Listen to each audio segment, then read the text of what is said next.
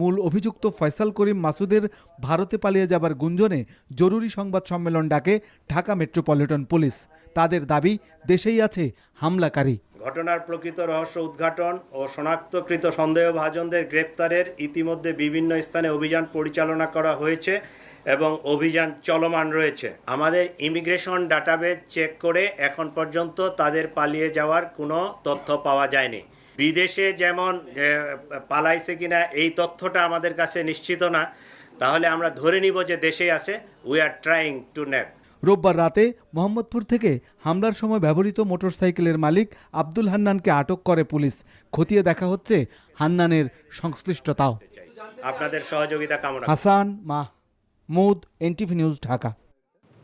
বিনম্র শ্রদ্ধায় শহীদ বুদ্ধিজীবীদের প্রতি শ্রদ্ধা জানিয়েছে জাতি। মিরপুর শহীদ বুদ্ধিজীবী স্মৃতিসৌধে শ্রদ্ধা জানান রাষ্ট্রপতি মোহাম্মদ শাহাবুদ্দিন ও প্রধান উপদেষ্টা ডক্টর মোহাম্মদ ইউনূস। গণ্যমান্য ব্যক্তিদের শ্রদ্ধা নিবেদনের আনুষ্ঠানিকতা শেষে স্মৃতিসৌধের ঢল নামে সাধারণ মানুষের। রিপোর্টে আরও জানাচ্ছেন শফি মাহমুদ সাগর। ভোরের আলো ফুটতেই জাতির শ্রেষ্ঠ সন্তান শহীদ বুদ্ধিজীবীদের স্মৃতিসৌধে শ্রদ্ধা জানান রাষ্ট্রপতি মোহাম্মদ শাহাবুদ্দিন।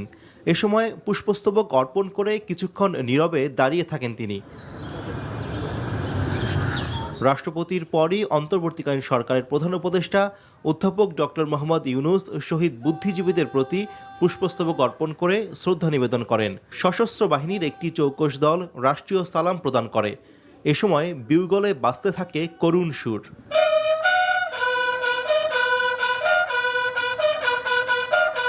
শ্রদ্ধা নিবেদনের পর রাষ্ট্রপতি ও প্রধান উপদেষ্টা পৃথকভাবে উপদেষ্টা মণ্ডলী, শীর্ষ বেসামরিক ও সামরিক কর্মকর্তা, যুদ্ধাহত বীর মুক্তিযোদ্ধা এবং অন্য আমন্ত্রিত অতিথিদের সাথে শুভেচ্ছা বিনিময় করেন। শ্রদ্ধা নিবেদনের পর মুক্তিযুদ্ধ বিষয়ক উপদেষ্টা ফারুকী আজম বলেন, মুক্তিযুদ্ধ এবং জুলাই অভ্যুত্থানের চেতনার আলোকেই গঠিত হবে আগামীর বাংলাদেশ। নতুন বাংলাদেশ তো জনগণ তৈরি করবে। সামনে তো একটা নির্বাচন আসছে। জনগণের মতামতের ভিত্তিতে যে সমস্ত সরকার আসবে বাংলাদেশে আগামী ভবিষ্যতে, তার জন্য একটা জুলাই সনদ হয়েছে, তারই ভিত্তিতে নতুন বাংলাদেশ গড়ে উঠবে। মিরপুরের পাশাপাশি রায়ের বাজার বধ্যভূমিতেও শহীদ বুদ্ধিজীবীদের প্রতি শ্রদ্ধা নিবেদন করেছেন উপদেষ্টা পরিষদের সদস্যরা, রাজনৈতিক দল ও বিভিন্ন সামাজিক সাংস্কৃতিক সংগঠনের নেতাকর্মী ও সাধারণ মানুষ। সুষ্ঠু গণতান্ত্রিক চর্চার মধ্য দিয়ে সবার ন্যায্য অধিকার প্রতিষ্ঠা পেলেই শহীদদের আত্মত্যাগ পূর্ণতা পাবে বলে মনে করেন বুদ্ধিজীবী স্মৃতিসৌধে শ্রদ্ধা জানাতে আসা ব্যক্তিরা। শফি মাহমুদ সাগর, এনটিভি নিউজ, শহীদ বুদ্ধিজীবী সমাধিস্থল, ঢাকা। জামাতে ইসলামীর সেক্রেটারি জেনারেল মিয়া গোলাম পরওয়ার দাবি করেছেন 1971 সালে শহীদ বুদ্ধিজীবী হত্যাকাণ্ড ছিল ভারতের সেনাবাহিনী ও গোয়েন্দা সংস্থার একটি সুপরিকল্পিত ষড়যন্ত্রের অংশ। রাজধানীর ফার্মগেটের কৃষিবিদ ইনস্টিটিউটের শহীদ বুদ্ধিজীবী দিবস উপলক্ষে বাংলাদেশ জামাতে ইসলামী ঢাকা মহানগর উত্তর আয়োজিত আলোচনা সভায় এসব কথা বলেন তিনি। গোলাম পরওয়ার বলেন, বামপন্থী ও কলকাতা কেন্দ্রিক কিছু বুদ্ধিজীবী এবং ভারতপন্থীরা দীর্ঘদিন ধরে বুদ্ধিজীবী হত্যাকাণ্ডের জন্য জামাতে ইসলামীর নাম জড়িয়ে আসছেন। তবে ইতিহাসের নানা তথ্য ও সত্য সামনে আসায় প্রমাণ হয়েছে এই হত্যাকাণ্ড ভারতীয় সেনা ও গোয়েন্দাদের সুপরিকল্পিত ষড়যন্ত্রের অংশ ছিল। হত্যার ঘটনা নিয়ে তাদের প্রথাগতভাবে সমস্ত দায় দায়িত্ব ঘৃণিতভাবে জামাত ইসলামের উপরে চাপাবার চেষ্টা করেছেন। তিলে তিলে ইতিহাসের অনেক ইতিহাস এবং তথ্য আবিষ্কার হচ্ছে যে এই হত্যার পিছনে দিল্লির পরিকল্পিত ষড়যন্ত্রের ভিত্তিতে ভারতীয়রা আমাদের এই সেরা সন্তানকে হত্যা করে। যে আগ্রহ ও উদ্দীপনা নিয়ে সংস্কার কার্যক্রম শুরু হয়েছিল তা ধীরে ধীরে নিস্তেজ হয়ে গেছে। এম নাগরিক প্ল্যাটফর্ম আয়োজিত সংলাপে এমন মত বক্তাদের। তারা বলেন, সংস্কার কমিশনগুলোর সুপারিশ বাস্তবায়নে প্রধান বাধা রাজনৈতিক দল ও আমলাতন্ত্র। এই দুই পক্ষ জুলাই আন্দোলন থেকে শিক্ষা নেয়নি। আর উপদেষ্টা সাখাওয়াত হোসেন বলেন, দুর্নীতিগ্রস্ত আমলাতন্ত্র দিয়ে সংস্কার সম্ভব নয়। সেলিম মালিকের রিপোর্ট। যে আকাঙ্ক্ষা নিয়ে জুলাই গণ অভ্যুত্থান হয়েছিল, সেই আকাঙ্ক্ষা বাস্তবায়নের লক্ষ্যে প্রথমে সংস্কার কমিশন এবং পরে জাতীয় ঐক্যমত্য কমিশনের মাধ্যমে সংস্কার প্রস্তাব বাস্তবায়ন করে অন্তর্বর্তী সরকার। কিন্তু সংস্কার কমিশনগুলোর সুপারিশ কতটুকু বাস্তবায়ন করতে পেরেছে সরকার, এমন প্রশ্ন ঘুরপাক খায় চীন মৈত্রী সম্মেলন কেন্দ্রে আয়োজিত নাগরিক প্ল্যাটফর্মের সংলাপে।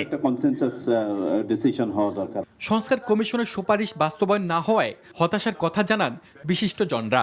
সেই সাংবাদিকতা সুরক্ষা আইন করার প্রস্তাব সরকার ফেলে দিয়েছে, তারা মনে করছে এটার দরকার নেই। কেন? এটার কোনো গ্রহণযোগ্য ব্যাখ্যা নেই। আমরা আইনটা যাতে করতে সরকারের কোনো সমস্যা না হয় সেজন্য আইনের একটা খসড়াও তৈরি করে দিয়েছিলাম, সেটা আর হলো পরিত্যাগ করেছেন। আমি বলবো আমি সন্তুষ্ট নই। আমি মনে করি আমাদের যে সুবর্ণ সুযোগ ছিল সেই সুবর্ণ সুযোগটা আমরা কাজে লাগাইতে পারি নাই। আমরা রক্তের উপর দাঁড়িয়ে আছি। আমরা যারা প্রাণ দিয়েছে, রক্ত দিয়েছে, আমরা তাদের প্রতি যাতে বিশ্বাসঘাতকতা না হয় আমাদের কার্যক্রমের মাধ্যমে, সে একটা সুযোগ সৃষ্টি হয়েছিল। তাদের মতে আমলাতন্ত্র ও রাজনৈতিক দলগুলো সংস্কারের সুপারিশ বাস্তবায়নে বাধা দিচ্ছে। সবচেয়ে বড় প্রতিবন্ধক আমি উইদাউট এনি হেজিটেশন বলবো, সেটা হচ্ছে যে যারা জুলাই আন্দোলন থেকে বিন্দুমাত্র শিক্ষা গ্রহণ করেছে এরকম দৃষ্টান্ত স্থাপন করতে পারেনি। তার মধ্যে অন্যতম হচ্ছে রাজনৈতিক শক্তি বাংলাদেশের, তার পাশাপাশি আমাদের আমলাতান্ত্রিক শক্তি। যদি নাগরিকরা সর্বদা সচেতনভাবে অংশীজনরা না থাকে তাহলে অসম্পূর্ণ থেকে যায় সংস্কার, অনেক সময় এটা হারিয়ে যায় এবং সবচেয়ে বড় কথা স্বার্থান্বেষী গোষ্ঠী এটাকে কুক্ষিগত করে ফেলতে পারে। অনুষ্ঠানে শ্রম উপদেষ্টা জানান, শুধু আমলাতন্ত্র নয়, সংস্কার কার্যক্রম এগিয়ে নিতে হবে রাজনীতিবিদ এবং নাগরিক সমাজকে। আমাদের এখানে যে সিভিল সোসাইটি, যে ব্রোকেন সিভিল সোসাইটি, এটাকে আপনারাই এই নাগরিক প্ল্যাটফর্ম থেকে ধরে নিয়ে আসতে পারবেন। এবং আমি মনে করি this is the time when civil society has to be very strong, civil society has to be there. দেশকে এগিয়ে নিতে হলে ভবিষ্যতে যারা ক্ষমতায় আসবে তাদের সদিচ্ছায় সংস্কার কার্যক্রমকে এগিয়ে নেওয়ার তাগাদা আলোচক দেন। Not in existence, in future আমাদেরকে সম্ভবত এই প্রশ্নটার উত্তর দিতে হবে। Selim Malik, NTV news, Dhaka. রিয়াদে নোয়াখালীর এইচকে রিয়েল এস্টেট লিমিটেডের উদ্যোগে প্রবাসী ব্যবসায়ীদের মতবিনিময় সভা অনুষ্ঠিত হয়েছে। এনটিভি সৌদি আরব প্রতিনিধি জানান, প্রতিষ্ঠানটি নোয়াখালী আধুনিক শপিং কমপ্লেক্সের ব্যবস্থাপনা পরিচালক হাসান খানের সভাপতিত্বে বাথার ইয়াসমিন হোটেল অ্যান্ড রেস্টুরেন্ট হল রুমে এই মতবিনিময় সভা অনুষ্ঠিত হয়।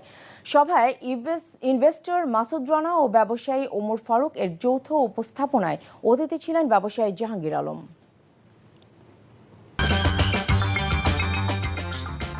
এই ছিল মধ্যরাতের খবরে। এই খবরের ভিডিও আপডেট জানতে ভিজিট করুন NTV online www.ntvbd.com।